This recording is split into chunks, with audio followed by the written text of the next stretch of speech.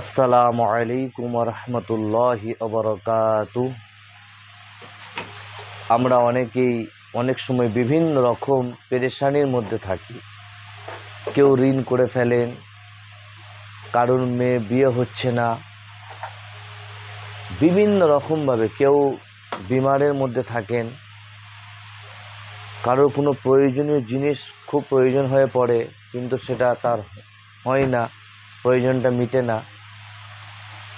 সেই জন্য একটা আমল আছে, কেউ যদি 2 রাকাত সালাতুল হাজাতের নামাজ পড়েন, নিয়ত করবেন যে আমি 2 রাকাত সালাতুল হাজাত, হাজাত মানে প্রয়োজন, আমি 2 রাকাত সালাতুল হাজাতের নফল নামাজ পড়ছি।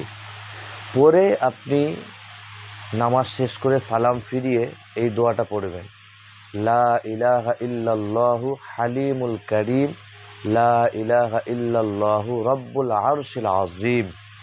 ইনশাআল্লাহ তাআলা আপনি যদি এই আমলটা করেন, আল্লাহ পাক আপনার সমস্ত প্রয়োজনকে মিটিয়ে দেবেন। আল্লাহ পাক যেন আমলটা করার তৌফিক দান করেন। আল্লাহুম্মা আমিন।